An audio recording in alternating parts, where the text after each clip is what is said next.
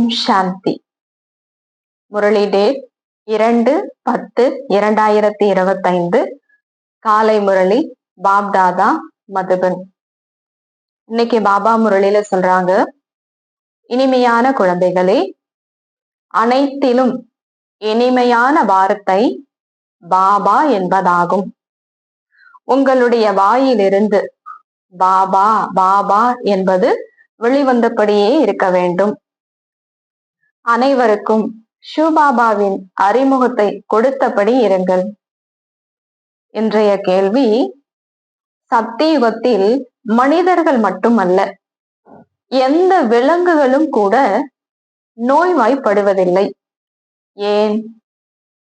பதில், ஏனென்றால் சங்கம யுகத்தில் பாபா அனைத்து ஆத்மாக்களின் மற்றும் எல்லைக்கு அப்பாற்பட்ட சிருஷ்டிக்கு நோயின் பெயர் அடையாளம் கூட இல்லாத அளவு ஆபரேஷன் அறுவை சிகிச்சை செய்து விடுகிறார்.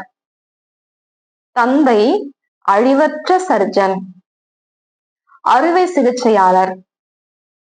இப்போதுள்ள நோய்வாய்ப்பட்டுள்ள சிருஷ்டியில் சிகிச்சைக்கு பிறகு துக்கத்தின் பெயர் அடையாளம் கூட இருக்காது. இங்குள்ள துக்கங்களிலிருந்து தப்பிப்பதற்காக மிக மிக தைரியசாலிகளாக ஆக வேண்டும். இன்றைய பாடல், உங்களை அடைந்து நாங்கள் உலகத்தை அடைந்தோம். ஓம் சாந்தி. 2 தடவை சொல்ல முடியும். ஓம் சாந்தி அப்படின்னு 2 முறை சொல்ல முடியும். இரட்டை ஓம் சாந்தி. ஆத்மா தனது அறிமுகத்தை கொடுத்து கொண்டிருக்கிறது. நான் ஆத்மா, அமைதி சொரூபமானவன். ஆத்மாவாகிய நான் அமைதி சொரூபமானவன். நம்முடைய இருப்பிடம் சாந்தி தாமத்தில் இருக்கிறது. நம்ம வீடும் அமைதியான வீடு. மேலும் நாம் அனைவரும் பாபாவின் குழந்தைகள். அனைத்து ஆத்மாக்களும் ஓம் என சொல்கின்றனர். அங்கே நாம் அனைவரும் சகோதர சகோதரர்கள். எங்க பரம்தாமத்துல நம்ம எல்லாருமே பாயி பாயி, சகோதரன் சகோதரன். பிறகு இங்கே சகோதர சகோதரிகள் ஆகிறோம். பிரம்மா உடல்ல சிவபாபா நம்ம எல்லாருக்குமே அறிமுகத்தை கொடுக்கும் பொழுது, பிரம்மாவனுடைய குழந்தைகள் ஆகும் பொழுது நம்ம எல்லாருமே என்ன ஆயிடுறோம்? சகோதரன் சகோதரிகள் ஆகிறோம். இப்போது சகோதர சகோதரி என்ற உறவு தொடங்குகிறது. அனைவரும் என்னுடைய குழந்தைகள். நீங்கள் பிரம்மாவுக்கும் குழந்தைகளாக இருக்கின்றீர்கள். ஆகையால் சகோதர சகோதரிகளாக இருக்கின்றீர்கள். உங்களுக்கு வேறு எந்த சம்பந்தமும் இங்கே கிடையாது. பிரஜாபிதாவின் குழந்தைகள் பிரம்ம குமாரிகளாக உள்ளனர். பழைய உலகை மாற்றுவதற்காக இந்த சமயத்தில் தான் பாபா வருகிறார். தந்தை பிரம்மாவின் மூலம்தான் மீண்டும் புதிய சிருஷ்டியை படைக்கிறார். பிரம்மாவுடனும் சம்பந்தம் உள்ளதல்லவா? சிவபாபா பிரம்மா உடல்ல இறங்கிதானே இதை உருவாக்குறாரு. அப்ப பிரம்மாவுடனும் சம்பந்தம் இருக்கு இல்லையா? யுக்தியும் எவ்வளவு நன்றாக உருவாக்கப்பட்டுள்ளது. அனைவரும் பிரம்மா குமாரிகள் தன்னை ஆத்மா என புரிந்து கொண்டு தந்தையை நினைவு செய்ய வேண்டும் மற்றும் தம்மை சகோதரன் சகோதரி என புரிந்து கொள்ள வேண்டும். குற்ற பார்வை இருக்கக்கூடாது. இங்கே குமாரிகள் பெரியவர்களாக ஆகும் பொழுது கண்கள் குற்றம் நிறைந்தவைகளாக ஆகின்றன. இந்த உலகத்துல வளரும் பொழுது இளைஞன் இளைஞிகள் ஆகும் பொழுது கண்கள் என்ன ஆயிடுது? குற்ற பார்வையாயிடுது. பிறகு குற்றம் செய்து விடுகின்றனர். குற்ற செயல் நடப்பது ராவண ராஜ்யத்தில். சத்தியுகத்தில் குற்ற செயல் நடப்பதில்லை. குற்றம் விகாரம் என்ற வார்த்தையே அங்கு இருக்காது. குற்றம் குற்ற செயல் அப்படிங்கிற வார்த்தையே சத்தியுகத்துல இருக்காதுங்கிறார் பாபா. இங்கேயோ குற்ற செயல் அதிகமாக நடக்கிறது. அதற்காக நீதிமன்றம் முதலானவை உள்ளன. இங்க நிறைய குற்ற செயல் நடக்கிறதுனாலதான் நிறைய நீதிமன்றங்கள், போலீஸ் ஸ்டேஷன் இதெல்லாமே இருக்கு. அங்கே நீதிமன்றம் முதலானவை இருப்பதில்லை. சத்தியுகத்துல கோர்ட் எல்லாம் இருக்காது. ஆச்சரியமாக உள்ளதல்லவா? சிறைச்சாலையோ போலீஸ் திருடர்கள் முதலியானவர்களோ இருக்க மாட்டார்கள். இவை அனைத்தும் துக்கத்தின் விஷயங்கள். இவை இங்கேதான் நடந்து கொண்டிருக்கின்றன. இந்த மாதிரி துக்கத்திற்கான விஷயங்கள் இங்கதான் நடக்குது. ஆகையால் இது சுகம் மற்றும் துக்கம், வெற்றி மற்றும் தோல்வியின் விளையாட்டு என குழந்தைகளுக்கு புரிய வைக்கப்பட்டுள்ளது. 2500 ஆண்டுகள் எந்த ஒரு துக்கமுமே கிடையாது. 2500 ஆண்டுகள் என்ன ஆகுது? துக்கம், கவலை, கஷ்டம் எல்லாமே வருது.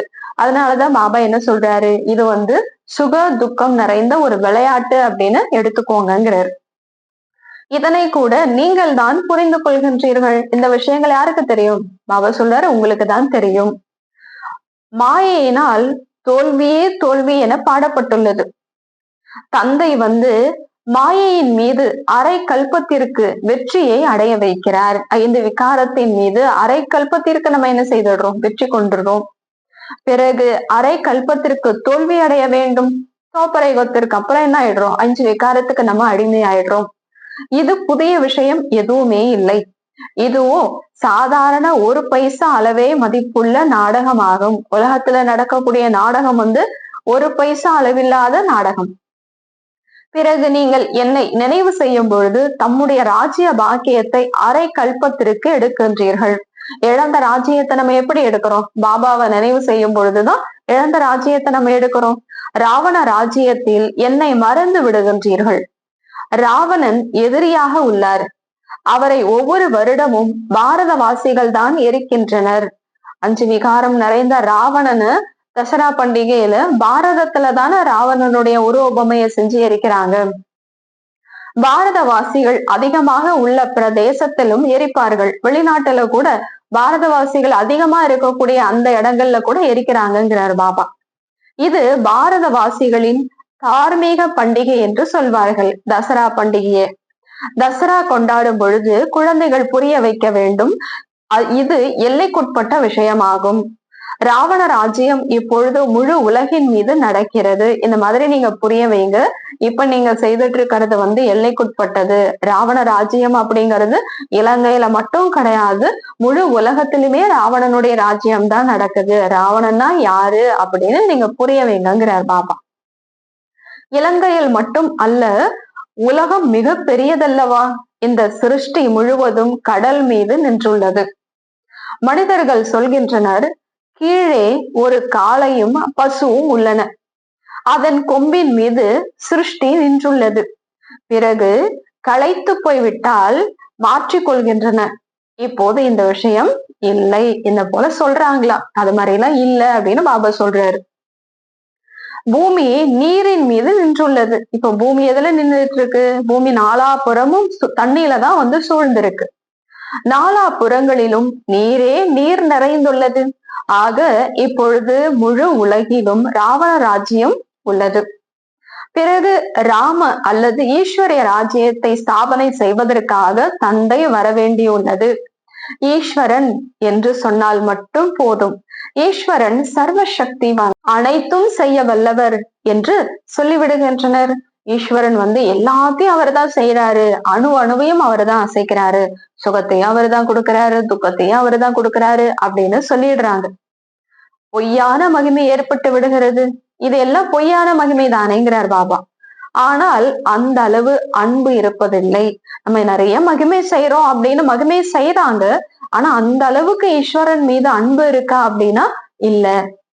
இங்கே ஈஸ்வரன் தந்தை என சொல்லப்படுகிறார். இங்க ஈஸ்வரன் அப்படின்னா யாரு? அவரு நம்மளுடைய அப்பா.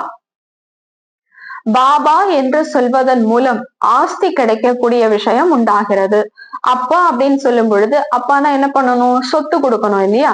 அப்ப அப்பா அப்படின்னு சொல்லும் பொழுதுதான் ஆஸ்தி எப்படி கிடைக்குது, எங்க இருந்து கிடைக்குது, எப்படிப்பட்ட ஆஸ்தி கிடைக்குது அப்படிங்கிற விஷயம் எல்லாம் உண்டாகுதுங்கிறார் பாபா. எப்போதும் பாபா என்று சொல்ல வேண்டும் என சிவ பாபா சொல்கிறார். எப்பயுமே என்ன நீங்க அப்பான்னு சொல்லுங்க, சிவ தந்தைன்னு சொல்லுங்க அப்படின்னு சிவபாபா நமக்கு புரிய வைக்கிறாரு.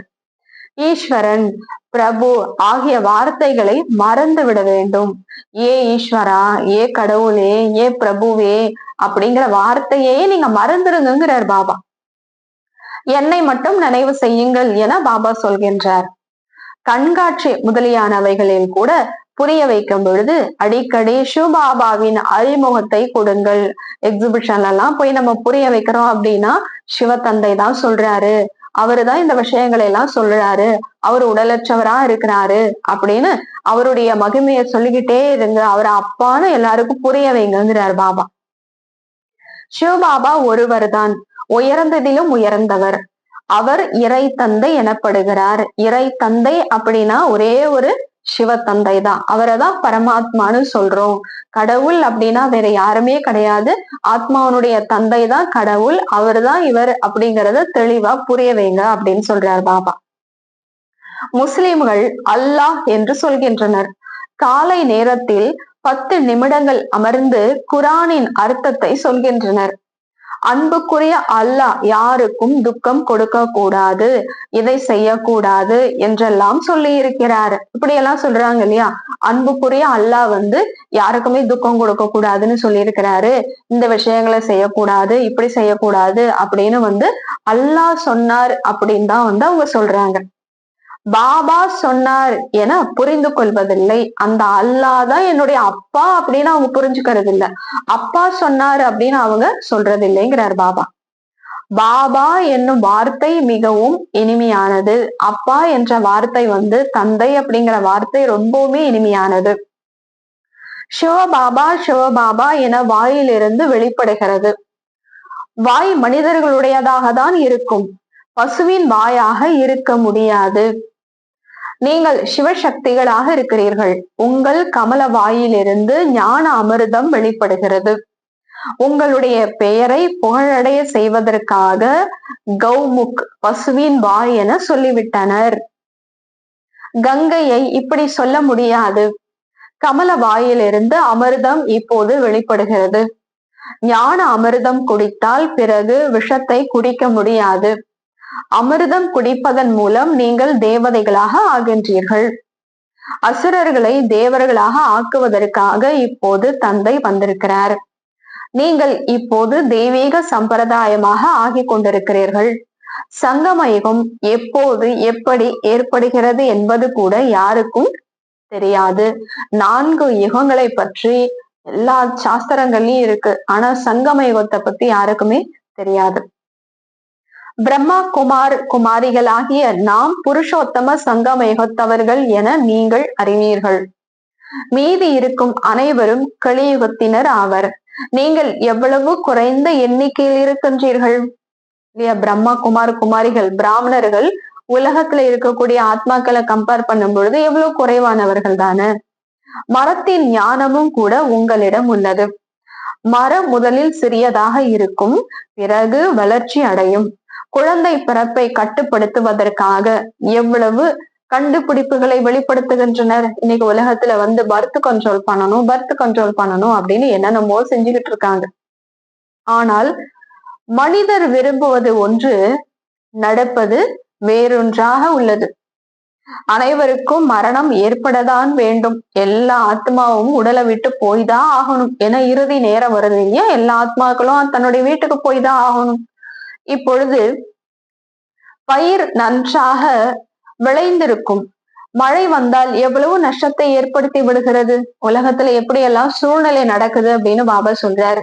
விளைச்சல் நல்லா நடந்திருக்கு, அறுவடை வரக்கூடிய நேரத்துல நிறைய மழை பெஞ்சிருச்சு அப்படின்னா எவ்வளவு நஷ்டம் ஏற்படுதுங்கிறார் பாபா.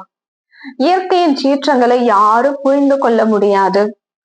எந்த விஷயமும் நிலையாக இருப்பதில்லை. எங்காவது பயிர் இருந்து பனிமழை பொழிந்தது என்றால் எவ்வளவு நஷ்டம் ஏற்பட்டு விடுகிறது. மழை வரவில்லை என்றாலும் நஷ்டம். இதைதான் இயற்கையின் ஆபத்துகள் என்று சொல்லப்படுகிறது. இது போல ஏராளமாக நடக்க உள்ளது. இதிலிருந்து தப்பிப்பதற்காக மிகவும் தைரியசாலிகளாக இருக்க வேண்டும். யாருக்காவது அறுவை சிகிச்சை நடந்தது என்றால் சிலருக்கு பார்க்கவே முடிவதில்லை. பார்க்கும் போதே மயங்கி விழுந்து விடுகின்றனர். இப்பொழுது இந்த முழு அசுத்தமான சிருஷ்டிக்கும் ஆபரேஷன், அறுவை சிகிச்சை நடக்க உள்ளது. யாரு ஆபரேஷன் பண்ண வந்திருக்கா? சிவபாபா வந்திருக்கிறாரு. நான் அனைவருக்கும் ஆபரேஷன் செய்கிறேன் என்று பாபா சொல்கிறார். முழு சிருஷ்டியும் நோயாளியாக உள்ளது. அழிவற்ற சர்ஜன் என்பதும் தந்தையின் பெயராகும். அவர் முழு உலகத்திற்கும் அறுவை சிகிச்சை செய்து விடுகிறார். பிறகு உலகில் இருப்பவர்களுக்கு ஒருபோதும் துக்கம் ஏற்படாது. எவ்வளவு பெரிய ஆபரேஷன் செய்யறாரு, எவ்வளவு பெரிய சர்ஜன் இல்லையா? பாபா எவ்வளவு பெரிய அறுவை சிகிச்சை செய்யறாரு, எவ்வளவு பெரிய டாக்டர். ஆத்மாக்களுக்கும் ஆபரேஷன், எல்லைக்கற்பாற்பட்ட சிருஷ்டிக்கும் ஆபரேஷன் செய்கிறார். ரெண்டுக்கும் ஆபரேஷன் பண்றாரு. ஆத்மாவாகிய நமக்கும் ஆபரேஷன் பண்றாரு, இந்த உலகத்துக்கும் ஆபரேஷன் பண்றாரு. அங்கே மனிதர்கள் மட்டுமல்ல, விலங்குகள் கூட நோய்வாய்ப்படாது. எங்க சத்தியுகத்துல தன்னுடைய மற்றும் குழந்தைகளுடைய நடிப்பு என்ன என தந்தை புரிய வைக்கிறாரு. அவருடைய நடிப்பு என்ன, நம்முடைய நடிப்பு என்னங்கிறத கூட அவர்தான் நமக்கு புரிய வைக்கிறாரு. இது படைப்பின் முதல் இடை கடைசியின் ஞானம் என சொல்கிறோம். இதனை நீங்கள் தான் படித்து கொண்டிருக்கிறீர்கள். குழந்தைகளுக்கு முதலில் இந்த குஷி இருக்க வேண்டும். நம்ம எப்படிப்பட்ட படிப்பு படிக்கிறோம், அதை யாரு சொல்லி கொடுக்கறா அப்படின்னு நினைச்சு அவ்வளவு குஷியில் இருக்கணும். என்று சத்குரு வாரம். எப்போதும் சத்தியத்தை உரைக்க வேண்டும். வியாபாரத்திலும் சொல்கின்றனர் அல்லவா, சத்தியத்தை பேசுங்கள். பிசினஸ் பண்றாங்க அப்படின்னா உண்மையதான் பேசணும் அப்படின்னு சொல்றாங்க இல்லையா? ஏமாற்று வேலை செய்யாதீர்கள் அப்படின்னு சொல்றாங்க. ஆனாலும் பேராசை கொண்டு கொஞ்சம் அதிக விலை சொல்லி வியாபாரம் செய்து விடுகிறார்கள். உண்மையை யாரும் ஒருபோதும் பேசுவதில்லை. மிக அதிகமாக பொய்தான் பேசுகின்றார்கள். ஆகையால் சத்தியத்தை நினைவு செய்கின்றனர். நிறைய பொய் இருக்கிறதுனாலதான் சத்தியத்தை நினைக்கிறாங்க, சத்தியமா இருக்கணும் அப்படின்னு சொல்லி. சத்தியமானவரின் தொடர்பு உள்ளது என சொல்கின்றனர் அல்லவா? நாங்க சத்தியமானவரோட தான் நாங்க இருக்கோம், உண்மைய பேசக்கூடியவரோட தான் நம்ம இருக்கிறோம் அப்படின்னு சொல்றாங்க. அப்படி சொல்றாங்க அப்படின்னா அப்ப பொய் நிறைய இருக்குதானே அப்படிங்கிறாரு பாபா. சத்தியமானவராக உள்ள பாபா தான் ஆத்மாக்களாகிய நம்முடன் வருவார். நம்ம கூடவே வரக்கூடியவர் யாரு? சத்தியமான தந்தை. இப்போது சத்தியமானவருடன் ஆத்மாக்களாகிய உங்கள் தொடர்பு உள்ளது எனும் போது நீங்கள் தான் உடன் செல்வீர்கள். சிவபாபா வந்துள்ளார் என்பதை குழந்தைகளாகிய உங்களுக்கு தான் தெரியும். அவர் சத்தியமானவர் என சொல்லப்படுகிறார். சத்தியமானவர் அப்படின்னா யாரு? ஒரே ஒரு சிவபாபா தான். அவருடைய சங்கத்துலதான் நம்ம இருக்கோம். அவர் கூட தான் இப்ப நம்ம போக போறோம். அவர் ஆத்மாக்களாகிய நம்மை ஒரே ஒரு முறை தூய்மையாக்கி உடன் அழைத்து செல்வார். ராம் கூடவே இருக்கிறார் அல்லது சத்தியமான பெயர் கூடவே இருக்கிறது என்று சத்தியயுகத்தில் இப்படி சொல்ல மாட்டார்கள். அங்க நாங்க சத்தியமாக இருக்கோம், சத்தியமானவர் எங்களோட இருக்கிறாரு அப்படின்னு சத்தியயுகத்துல நம்ம சொல்ல மாட்டோம். ஏன்னா அங்க இருக்கிறதே சத்தியம். இங்கதான் நம்ம சத்தியமானவரோட இருக்கிறோம் அப்படின்னு சொல்றாங்கன்னா அப்ப சத்தியம் இல்லைன்னு பொருள் ஆகுதுங்கிறாரு பாபா. நான் குழந்தைகளாகிய உங்களிடம் வந்துள்ளேன். கண்களில் அமர்த்தி அழைத்து செல்வேன். உங்க எல்லாரையும் கண் இமைகளை வச்சு கூட்டிட்டு போறேங்கிறார். இந்த கண் அல்ல, மூன்றாம் கண். இந்த சமயம் தந்தை வந்துள்ளார், நம்மை உடன் அழைத்து செல்வார் என நீங்கள் அறிவீர்கள். சங்கரரின் ஊர்வலம் அல்ல, இது சிவனின் குழந்தைகளின் ஊர்வலம். அவர் பதிக்கெல்லாம் பதியாவர். சிவத்தந்தை தான் கணவனுக்கெல்லாம் கணவன், துணைவனுக்கெல்லாம் துணைவர். நீங்கள் அனைவரும் பிரிய தர்ஷினிகள். நான் பிரிய தர்ஷனனாக உள்ளேன். நீங்க எல்லாருமே என்னுடைய பிரிய தர்ஷினிகள். நான் தான் ஒருத்தர் தான் உங்க எல்லாருக்குமே பிரிய தர்ஷனன். பிரிய தர்ஷன் ஒருவர் தான் இருக்கிறார் அல்லவா? நீங்கள் அரை கல்பமாக பிரிய தர்ஷனன் ஆகிய என்னுடைய பிரிய தர்ஷினிகள். அரை கல்பமா அவரை தேடிக்கிட்டே இருந்தோம். இப்பொழுது நான் வந்துள்ளேன். அனைவரும் பக்திகள் ஆவீர்கள்.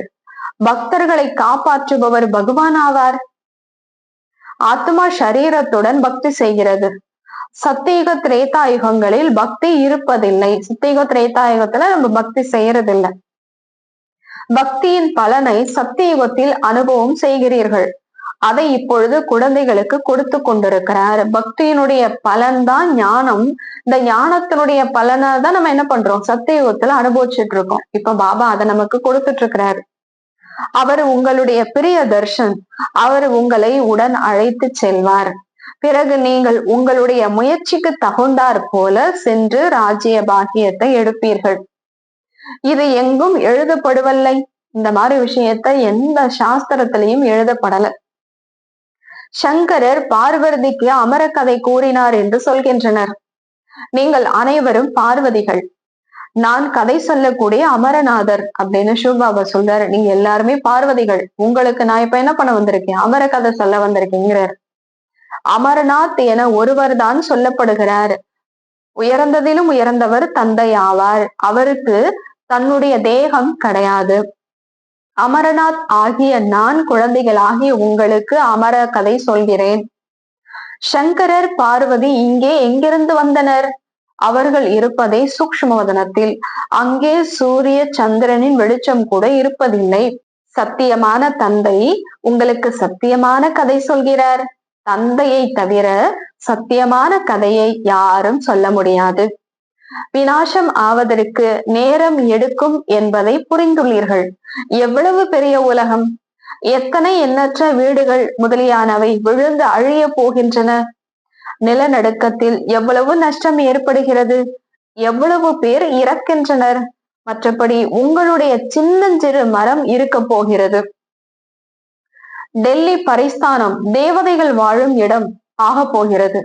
ஒரு பரிஸ்தானத்தில் மட்டுமே லட்சுமி நாராயணரின் ராஜ்யம் நடக்கும். அந்த ஒரு சொர்க்கத்துலதான் லட்சுமி நாராயணருடைய ராஜ்யம் நடக்கும்.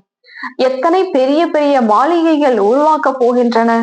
எல்லைக்கு அப்பாற்பட்ட இலவச நிலம் கிடைக்கிறது. பாபா சொல்றாரு, நீங்க எவ்வளவு பெரிய பெரிய மாளிகை அரண்மனை எல்லாம் உருவாக்க போறீங்க. எல்லைக்கு அப்பாற்பட்ட இலவச நிலம் கிடைக்க போகுதுங்கிறாரு. சத்தியத்துல போய் நம்ம யாரும் பைசா கொடுத்து இடத்தெல்லாம் நம்ம வாங்க மாட்டோம். நீங்கள் செலவு எதுவும் செய்ய போவதில்லை. அங்க அரண்மனை எல்லாம் உருவாக்குறதுக்காக இத்தனை லட்சம் அத்தனை கோடி எல்லாம் போட்டு நம்ம அரண்மனை எல்லாம் கட்ட மாட்டோங்கிறாரு. இவருடைய பிரம்மாவின் வாழ்க்கையிலேயே எவ்வளவு மலிவாக தானியங்கள் கிடைத்து கொண்டிருந்தது என்று பாபா சொல்கிறார். பிரம்மா பாபாவனுடைய சிறிய வயதுல அங்க இருக்கக்கூடிய அந்த தானியங்கள்லாம் எவ்வளவு கம்மியான விலைக்கு அப்பவே சொல்லுவாங்க இல்லையா, அந்த காலத்துல நாங்கெல்லாம் ரொம்ப குறைவான விலையில எல்லாம் தானியங்களை வாங்கணும், பொருள் எல்லாம் குறைந்திருந்தது அப்படின்னு சொல்லுவாங்க இல்லையா. அதே போல பிரம்மா பாபாவனுடைய சிறிய வயதுல அவருடைய அனுபவத்தை சொல்லியிருக்கிறாரு. எல்லாமே மலிவாக தான் இருக்கும். எவ்வளவு மலிவாக தானியங்கள் கிடைத்து கொண்டிருந்தது என்று பாபா சொல்கிறார். அப்போது சத்தியுகத்தில் எவ்வளவு மலிவாக இருக்கும். இது நடந்தது ஒரு 100 வருஷம் தான் இருக்கும். இதே 5000 ஆண்டுகளுக்கு முன்னாடி சத்தியுகத்துல எப்படி இருக்கும்? டெல்லி அளவுக்கு ஒவ்வொரு வீடும் நிலமும் அமைய போகிறது. இனிமையான நதிகளின் மீது உங்களின் ராஜ்யம் நடக்க போகிறது. ஒவ்வொருவரிடமும் என்னதான் இல்லாமல் இருக்கும், எல்லாமே நிறைஞ்சு இருக்கும் அப்படிங்கிறார். எப்போதும் உணவு கிடைத்து கொண்டிருக்கும். சாப்பாடு இல்லை அப்படிங்கறதெல்லாம் இருக்காது. எப்பயுமே உணவு கிடைத்து கொண்டிருக்கும். அங்குள்ள பழங்கள் பூக்களையும் காட்சியில் பார்க்கின்றீர்கள். நிறைய குழந்தைங்க தாதிகள்லாம் போய் டிரான்ஸ் பார்த்துட்டு வந்திருக்காங்க இல்லையா. அங்க இருக்கக்கூடிய பழம் எப்படி இருக்கும் இல்லையா, ரசனா பழம் இருக்கும் அப்படின்னு கூட பாபா வானிலை சொல்லியிருக்கிறாரு இல்லையா. எவ்வளவு பெரியதாக இருக்கின்றன. நீங்கள் சோமபானம் அருந்தி வருகிறீர்கள். அங்கே தோட்டக்காரர் இருக்கிறார் என்று சொன்னார்கள். அந்த மாதிரி எல்லாம் சத்தியுகத்துல காட்சிகளை பார்த்துட்டு சொல்லியிருக்கிறாங்க. இப்போது தோட்டக்காரர் வைகுண்டத்தில் அல்லது நதிக்கரையில் இருப்பார். அங்கே எவ்வளவு குறைந்த பேர் இருப்பார்கள் சத்தியுகத்துல. இப்போது இருக்கும் கோடிக்கணக்கானவர்கள் எங்கே? அங்க இருக்கும் 9 லட்சம் பேர் எங்கே? மேலும் அனைத்தும் உங்களுடையதாக இருக்கும். யாரும் நம்மிடமிருந்து பறிக்க முடியாத ராஜ்யத்தை தந்தை தருகிறார். இங்கெல்லாம் இருக்கும். ஆனா இது என்னுடையது உன்னுடையது அப்படிலாம் இங்க இருக்கு இல்லையா. ஆனா சத்தியகுத்துல அதெல்லாம் இருக்காது. வானம் பூமி என அனைத்தும் எஜமானனாக நீங்கள் இருக்க போகிறீர்கள். பாடலையும் குழந்தைகள் கேட்டீர்கள். இப்படிப்பட்ட பாடல்கள் 6, 8 இருக்கின்றன. அவைகளை கேட்கும் பொழுதே குஷி எல்லை மீறுகிறது. பாட்டு என்ன கேட்டோம்? உங்களை அடைஞ்சதும் இந்த உலகத்தையே அடைஞ்சிட்டோம் அப்படிங்கிற பாடல் இன்னைக்கு இல்லையா. இது மாதிரி பாடல் ஒரு 6, 8 இருக்குது. அதை கேட்கும் போதே குஷி எல்லை மீறுதுங்கிறார் பாபா. பாருங்கள், மனநிலையில் ஏதாவது குழப்பம் ஏற்படுகிறதா? பாடலை போட்டு கேளுங்கிறார். இவை குஷியின் பாடல்கள். நீங்கள் அர்த்தத்தை அறிவீர்கள். தம்மை மகிழ்ச்சி நிறைந்தவராக ஆக்கிக் கொள்வதற்காக பாபா பல யுக்திகளை கூறுகிறார். பாபா அந்த அளவு குஷி இருப்பதில்லை என தந்தைக்கு எழுதுகின்றனர். அட, மாயையின் புயல் வந்ததா? நீங்கள் வாத்தியத்தை வாசியுங்கள். குஷிக்காக பெரிய பெரிய கோவில்களில் கூட வாயில்களில் வாத்தியங்கள் வாசிக்கின்றன. பாபா சொல்றாரு, மாயா வந்துருச்சா, மனசு ஒரு மாதிரி இருக்கா, இந்த மாதிரி பாடலை எல்லாம் கேளுங்க, வாத்தியங்களை வாசிங்கிறாரு. மும்பையில் மாதவ் பாக் இடத்தில் உள்ள லட்சுமி நாராயணரின் கோவிலில் கூட வாத்தியங்கள் இசைத்துக் கொண்டிருக்கும். இந்த சினிமா ரெக்கார்டுகளை ஏன் போடுகிறீர்கள் என உங்களை கேட்கிறார்கள். இவையும் கூட நாடகத்தின்படி பயனுள்ள பொருட்கள் என அவர்களுக்கு என்ன தெரியும்? இதன் அர்த்தம் கூட குழந்தைகளாகிய உங்களுக்கு புரியும். இதை கேட்பதன் மூலம் குஷியில் வந்து விடுகிறீர்கள். ஆனால் குழந்தைகள் மறந்து விடுகிறீர்கள். வீட்டில் யாருக்காவது கவலையாக இருந்தது என்றால் பாட்டு கேட்டு குஷி அடைகின்றனர். இவை மதிப்பு மிக்க பொருட்கள் ஆகும். யாருடைய வீட்டிலாவது சண்டை நடந்தால் சொல்லுங்கள், காமம் மிகப்பெரிய எதிரி. இதன் மீது வெற்றி பெறும் பொழுது நாம் உலகின் எஜமான் ஆகிவிடுவோம். பிறகு மலர் மாறி பொழியும், வெற்றியின் கோஷம் எழும்பும், தங்க மலர்களின் மழையும் பொழியும். நீங்கள் இப்பொழுது முள்ளிலிருந்து தங்க மலர்களாக ஆகி கொண்டிருக்கிறீர்கள் அல்லவா? பிறகு உங்களின் அவதாரம் ஏற்படும். மலர்களாக ஆகி கொண்டிருக்கிறீர்கள். மலர்கள் தூவப்படுவதில்லை, ஆனால் நீங்கள் மலர்கள் ஆகிவிடுகின்றீர்கள். மனிதர்கள் தங்க மலர்களின் மழை பொழிகிறது என புரிந்து கொள்கின்றனர். ஒரு ராஜகுமாரன் வெளிநாடு சென்றார். அங்கே பார்ட்டி கொடுக்கப்பட்டது. அவருக்காக தங்கத்திலான மலர்கள் உருவாக்கப்பட்டன. அனைவரின் மீதும் மலர் தூவப்பட்டன. குஷிப்படுத்துவதற்காக இவ்வளவு உபசரிப்பு நடந்தது. சொக்க தங்கத்தில் உருவாக்கினர். பாபா அவரின் மாநிலம் எது என்பது முதலியானவையும் கூட நல்ல விதமாக அறிவார். உண்மையில் நீங்கள் மலர்களாக ஆகி இந்த சிருஷ்டிக்கு வருகிறீர்கள். தங்க மலர்களாக நீங்கள் மேலிருந்து இறங்குகிறீர்கள். பரம்தாமத்தில இருந்து நம்ம கீழே இறங்கும் போது ஆத்மாக்கள் எப்படி இருக்கும்? சொக்க தங்கமாக இருக்கும். அவ்வளவு தூய்மையான ஆத்மாக்களா நம்ம மேலிருந்து கீழே இறங்குறோம். குழந்தைகளாகிய உங்களுக்கு உலக ராஜ்யத்தின் எவ்வளவோ பெரிய லாட்டரி அதிர்ஷ்டம் கிடைத்து கொண்டிருக்கிறது. லௌகீக தந்தை குழந்தைகளிடம் சொல்வது போல இதை உனக்காக கொண்டு வந்துள்ளேன் என்றால் எவ்வளவு குஷி அடைகின்றனர். உலகத்துல ஒரு பாபா அடிக்கடி எக்ஸாம்பிள் சொல்லுவாரு இல்லையா? ஒரு அப்பா வந்து வெளிநாட்டுக்கு போய் ரொம்ப ஆண்டுகள் கழித்து வராங்க, குழந்தைங்க கிட்ட சொல்றாங்க இல்லையா, உனக்காக தான் நான் இதெல்லாம் வாங்கி வந்திருக்கேன் அப்படின்னு சொல்லும் போது அந்த குழந்தைங்க எவ்வளவு குஷி அடைவாங்க. அது போல பாபா இங்க சொல்றாரு, உங்களுக்காக மலர் தோட்டத்தை, சொர்க்கத்தை கொண்டு வந்தேன் என பாபாவும் சொல்கிறார். நீங்கள் அங்கே ராஜ்யம் செய்தீர்கள் என்றால் எவ்வளவு குஷி அடைய வேண்டும். அப்படிப்பட்ட ஒரு உலகத்தை நான் உங்களுக்கு கொண்டு வந்திருக்கேன். அந்த உலகத்துல நீங்க தான் ராஜா, நீங்க தான் ராஜ்யம் செய்ய போறீங்க அப்படின்னு சொல்லும் போது எவ்வளவு குஷி இருக்கணும். யாருக்கேனும் சிறிய அன்பளிப்பு கொடுத்தால் சொல்கின்றனர், இந்த அன்பளிப்பு என்ன? பாபா, நீங்கள் எங்களுக்கு உலகின் ராஜ்யத்தை கொடுக்கின்றீர்கள். அட, சிவபாபாவின் நினைவு சின்னம் கூட இருந்தால் சிவபாபாவின் நினைவு இருக்கும் மற்றும் உங்களுக்கு கோடிகள் கிடைக்கும். அதனால சிவபாபாவை நம்ம கூடவே வச்சுக்கிட்டே இருக்கணும். நல்லது. இனிமையிலும் இனிமையான காணாமல் போய் கண்டெடுக்கப்பட்ட செல்ல குழந்தைகளுக்கு தாயும் தந்தையுமான பாப் தாதாவின் அன்பு நினைவுகளும் காலை வணக்கமும். ஆன்மீக குழந்தைகளுக்கு ஆன்மீக தந்தையின் நமஸ்காரம், ஆன்மீக தந்தைக்கு ஆன்மீக குழந்தைகளை நமஸ்காரம். நன்றி பாபா. தேங்க்ஸ் பாபா. தாரணைக்கான முக்கிய சாரம். முரளியிலிருந்து நடைமுறை செய்வதற்காக முக்கியமான 2 பாயிண்ட்ஸ். முதலாவது, சத்தியமானவருடன் திரும்பி செல்ல வேண்டும். ஆகையால் சத்தியமானவராக இருக்க வேண்டும். ஒருபோதும் பொய் சொல்லக்கூடாது. இரண்டாவது, நாம் பிரம்மா பாபாவின் குழந்தைகள், ஒருவருக்கொருவர் சகோதர சகோதரிகள். ஆகையால் எந்த குற்ற செயலும் செய்யக்கூடாது, விகாரத்தில் செல்லக்கூடாது. சகோதரன் சகோதரர், சகோதரன் சகோதரி என்ற சம்பந்தங்களை தவிர வேறு எந்த சம்பந்தத்தின் உணர்வும் இருக்கக்கூடாது. வரதானம். நினைவனுடைய சக்தி மூலமாக தனது அல்லது மற்றவர்களின் உயர்ந்த புருஷார்த்தத்தின் விதியை, செயல்முறையை அறிந்து கொள்ளக்கூடிய மாஸ்டர் திரிகாலதர்ஷி ஆகுக. நினைவனுடைய சக்தி மூலமாக தனது அல்லது மற்றவர்களின் உயர்ந்த புருஷார்த்தத்தின் விதியை அறிந்து கொள்ளக்கூடிய மாஸ்டர் திரிகாலதர்ஷி ஆகுக. விளக்கம்.